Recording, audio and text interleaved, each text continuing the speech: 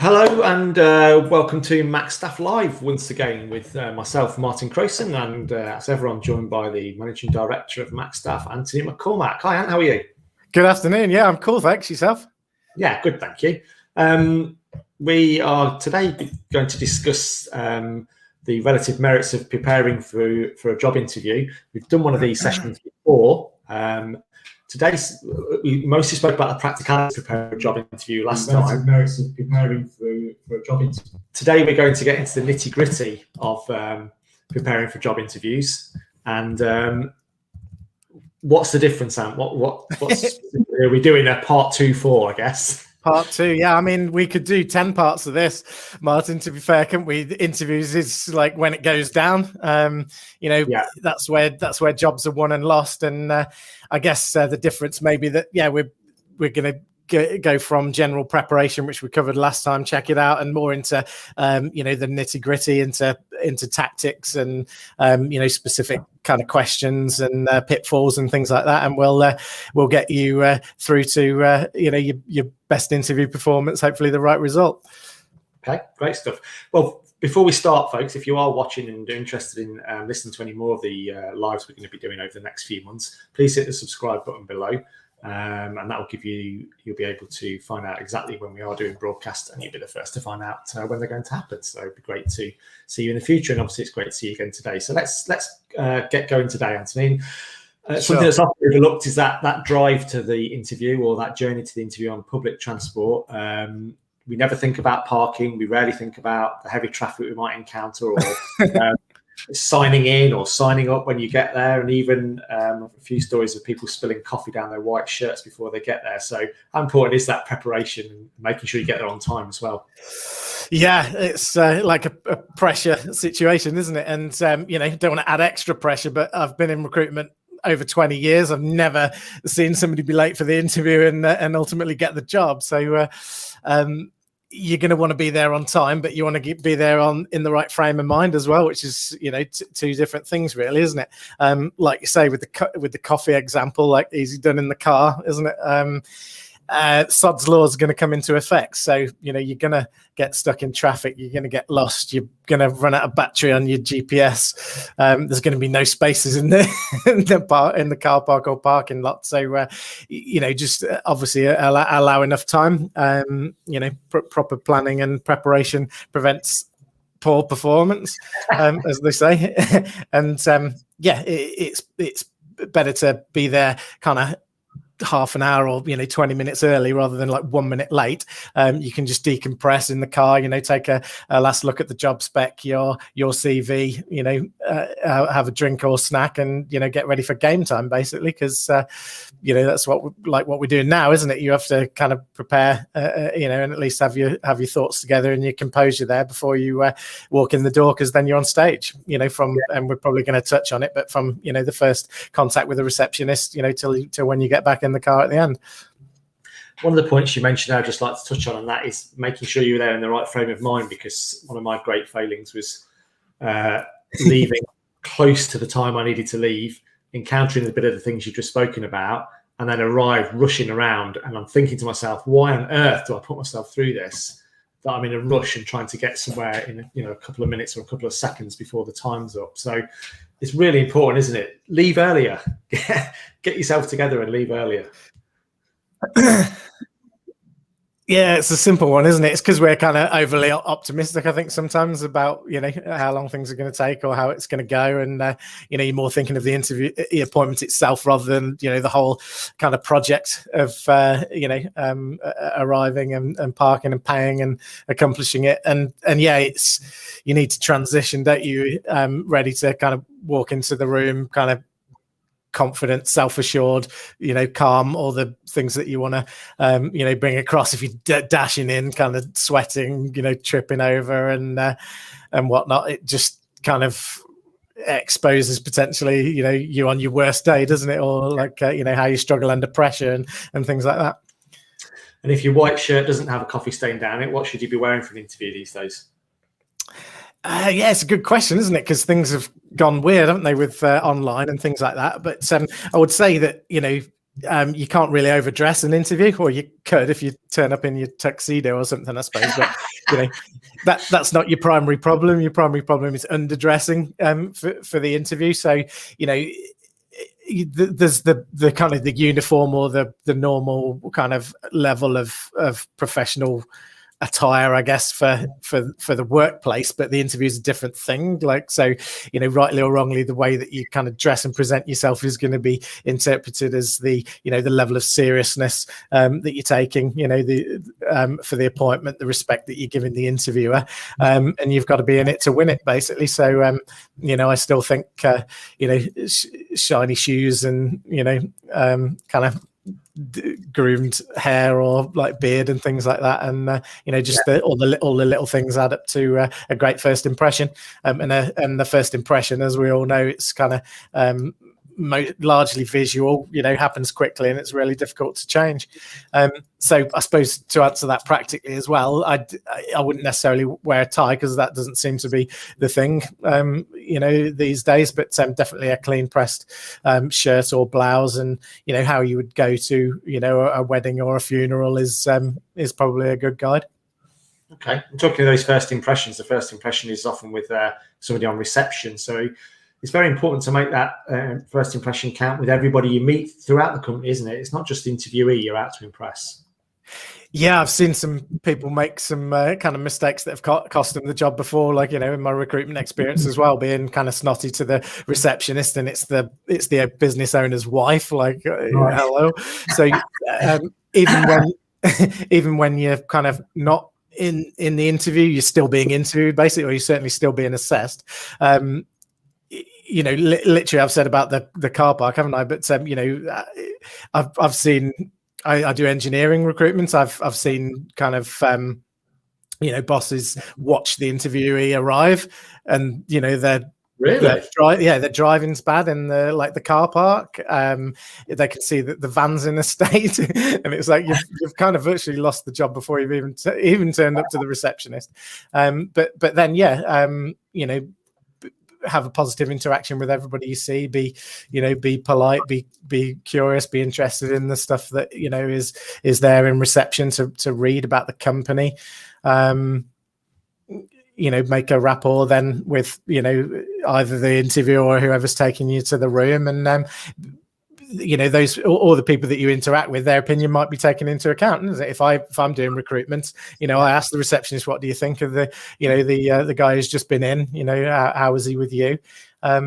And it goes for the whole of the recruitment process, I suppose, while we're at it as well, not just the interview day. It's what your emails were like, when you were asking for the job spec or asking for directions, and when you're following up after the appointment to see, if you're progressing to the next stage, you're going to want to be, professional, or however it is that you should come across, for that particular job and industry the whole time. Yeah, sure. We all know the job we're going for when we go for job interviews, but how important is that sort of wider knowledge of the company that you're going to interact with, and knowing not only what they stand for, their ethos, but knowing their products and services really well, so you can actually talk intelligently about the company you may be joining. Yeah, it's important to prepare, and that's the key word, isn't it, to smash your interview. People don't kind of prepare properly, and it's gonna be impressive if you know about the company and the and the news and the projects that they're involved in, the products that they have, the services and things like that. It help you talk credibly, but it says a lot about you as a person as well. They've got a limited amount of things to assess and judge you on, and if you've prepared effectively and put the time into building up a decent knowledge of the company, then they know that's what you like. It speaks well to your character, and helps you evidence the fact that you're a good match as well. Well, okay. We've all been in interviews where you get to the end and they ask you, have you got any questions about us? Obviously, you should have something in your locker for them. But is there an argument for saying that you should have more than just that one question, so that you can actually interact with the person who's interviewing you, and you can ask them these questions as you're going along at the right time and make yourself look a better candidate? Yeah, I think so. I suppose in my mind, the interview, it's a business meeting. Like, so if it feels like that, whereas you're kind of on the same level as the interviewer, that's good, and kind of psychologically they'll kind of have that respect for you then and view you as, you know, an equal. So an interview appointment that's got a nice two-way street of, you know, communication, I think is best. So you might ask, you know, good relevant questions, you know, as it's timely in the appointment, and you know, again, that helps you showcase the research that you've done, doesn't it? So then when it comes to the end, and this is good news, bad news again, when it comes to the end, they say, have you got any questions? Then you might need to draw from a longer list that you've prepared in advance, because, you know, you've covered a few of the main points, haven't you? You know, during the appointment. So prepare a list of like 10, 12 questions, and make sure that you've got a, you know, couple back for the end. Should you take notes during any interview? It's something that helps me is in my work life to remember what I'm doing, schedule and plan what I'm doing. But is it the right thing to do during something that's as high profile as an interview? Yeah, okay. And I just thought as well about questions, just I guess to finish off on that point, they are key, because you can the caliber of your questions, like, it can differentiate you against somebody who's, you know, got a similar level of experience, or even who's done a similarly good interview. You know, the questions that you ask again can be a great differentiator. And note taking, I think my answer is yeah, you can take notes, but I would just, you know, ask permission at the beginning. You know, is it okay if I, you know, note down a few points? You know, on the positive side, it, you know, again, shows that you're organised, taking the appointment seriously, interested in what they've got to say and things like that. But it's like, I think, use with caution as well, because the downside is that you can kind of impact the rapport that you have in. The eye contact is really important to the, you know, to that rapport with the interviewer. So you don't want to be kind of taking notes the whole time. And it may just be me, I don't know, but I think it can look a little bit kind of suspicious, like you're recording, you know, what's being said, or am I being quoted on this as the interviewer. So I mean, you wouldn't turn up and like pop your dictaphone on the table, do you, and say, you know, just for the tape, you know, can you confirm a few things? And it seems like halfway to that. So that's a no, basically. So it's a yes, but with a yeah, no. Massive caveat. Exactly, yeah. The next question I wanted to ask you about is a really important one, especially for me. The fine line between being confident enough to sell yourself in the right way, or being just the other side of that line where people think he rates himself too much. I don't like what he's offering. Try and describe that line for me, because I've seen it in my career as well, where people are coming for jobs and you make an initial judgment about whether they are confident or cocky. Confident but not cocky, yeah, and you walk in that line. I sometimes, you know, quote a guru, don't I, and to help kind of express my opinion. But this is the first one from Kid Rock. He said, Kid Rock creeps into the Macstaff live. Yeah, he says, they say I'm cocky, and I say, what? It ain't bragging, mofo, if you back it up. Right. I'm not sure whether my rapping career is going to take off, but I think the point being that you don't want to be cocky, but if you're backing up your claims, you know, if you're giving examples, like having evidence of, you know, previous accomplishments and things like that to you know, back up your general claims of superiority, then fair play, I suppose. And the rest of it, then it's down to personal style, isn't it? And obviously I prefer that people have a bit of humility, you know. Everybody's talking about authenticity, aren't they? And that's the thing, I guess. If you're being yourself, your authentic self, if you're if they don't feel like you've put this, you know, interview facade on, be it a facade of like cocky or a facade of humble, then, you know, you're believable, and they're gonna kind of know, like, and trust you, which is the, you know, the 3 stages to making a sale, isn't it? And making the sale in this example is to get the, you know, win the job offer. Yeah, and I guess you learn from experience with things like this, don't you? And it would also sort of go into the next question I was going to ask was about the enthusiasm that you show for the job in question whilst you're there. Again, I guess there's some sort of a fine line between being like this all the time and actually sitting back in your chair slumped and just playing it cool. Yeah, definitely. I I mean, my main advice is that you go to an interview with two weapons, and it's because there's two primary things that they'll be looking to establish. Basically, one is, can you do the job? Slash better than the other people on the shortlist, and the other one is, are you interested? Including, will he accept? Will he stick around? Like, is he a good long-term match, kind of thing? So the two weapons: confidence and enthusiasm. And then, like, ironically, it's like the confident people, these guys that you were talking about, they find it difficult to be enthusiastic, and they like, oh, I'm so enthusiastic. People that you were talking about, they find it hard to, give that, confident, logical explanation that they're better than everybody else. Is it good to have a run through with your other half, your mum, your dad, your brother, your sister, before you actually go for this, or does it do you more harm than good?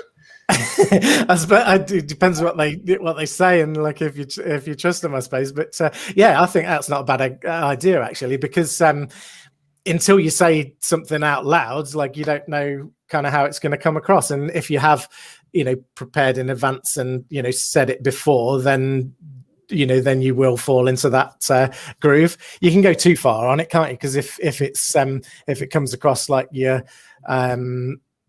reading out or just parroting pre-prepared answers, then again it's going to kind of impact you come across as genuine, authentic. So but definitely prepare. That's the whole point of this live, isn't it? Better prepared, better performance, better chance of an offer, and potentially better offer itself. Another thing to be aware of is the nervous energy that comes out in a job interview that makes all of us at times go blah, blah, blah, blah, blah, blah, blah, without actually thinking what you're saying. So what tips have you got to help people stay on the right side of that, but also be succinct in their answers and not talk forever? Yeah, and why this is important as well is because you've only got a certain amount of time, you've only got a certain amount of points to score in a way. If they have 20 questions and they only get to 10, you've only potentially you'll only be able to score a maximum of half the points, won't you? So definitely I would advise clear, succinct answers. The nervous energy taking you off on a tangent, that can kind of harm your chances. So, answer fully and concisely, and then stop. And it's better to listen and digest on the question. Put in a filler if you need. Like, that's a really good question. Let me think. Pause. Get your breath together, and then just deliver like an excellent answer.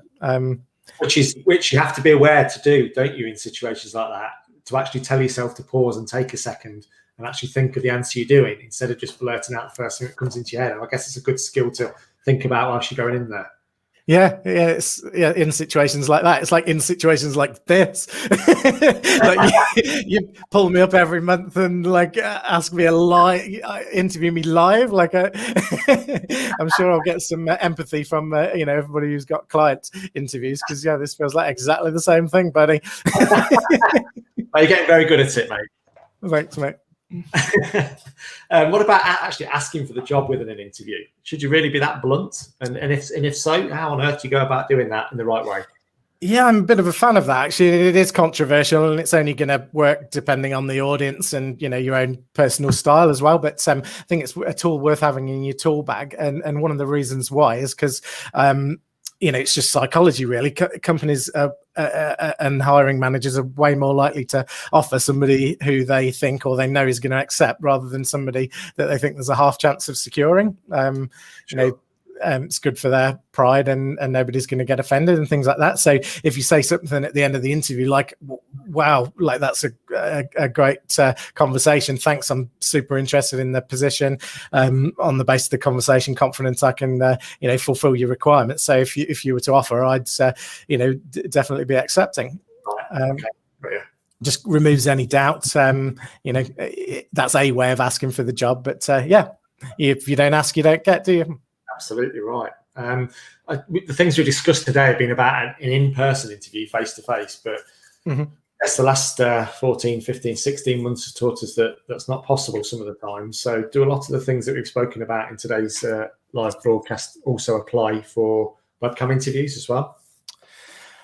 Yeah, most of them do. Yeah, my kind of big item advice is to be confident, be enthusiastic, be specific in your answers, and that's about that and evidence. All of this, same with the rapport, the eye contact, the the clear, concise answers, things like that. There's a few nuances. I think we'll probably should do a separate session, shouldn't we, on the telephone and maybe the webcam interview? Yeah, absolutely. I suppose, just in summary, though, it involves the tech, doesn't it? So test the tech. Don't be disturbed, and that kind of be clear and succinct. It's extra, even more so. When the personal body language cues of the impersonal interview aren't there. Okay. We've got a comments box underneath the video today, Anthony. So what sort of questions could people ask you that we'll have a look at over the coming weeks and be able to so they should ask anything to do with interviews that they want help on or they're stuck on, I guess. What's always good for me to kind of compile and stash as well is just the what interview questions have you been asked, especially tough ones, and what's the worst interview question that you've been asked. Things like that's always interesting. There's some horror stories. Really is the inappropriate, illegal questions and things like that. And I hope people don't have to kind of dodge or tackle those, but it definitely happens.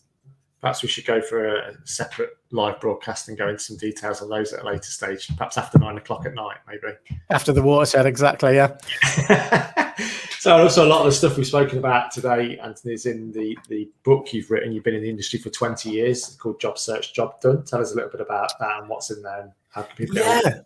Because obviously, it's great, and I enjoy talking, with you around the subjects in these lives. But I did put a lot of the information of how to design and deliver on a perfect job search, including things like CV prep and interviews in this book, Job Search, Job Done. It's available on Amazon. I think you'll find it's informative, instructive, and should be of real value in making sure that you get the job, but get the right job as well, and at the right salary or compensation. Okay, well, folks, thanks a lot for joining us today. If you've been with us this morning or this afternoon or wherever you're watching from, as I've said before, please subscribe to our channel for information about when future broadcasts will be taking place. If you want to find out more information about Macstaff, you can look online on www.macstaff.co.uk. We've got socials across Facebook, Twitter, and LinkedIn as well. And we will be back on here soon. That just leaves me, Martin Crowson, to say, Anthony McCormack, once again, thank you very much for your time. Great to see you this morning. Thank you, sir. These are great, aren't they? I look forward to seeing you next time. Yeah, we'll be back again soon. Thanks for joining us, folks. And thanks for joining us. All the best.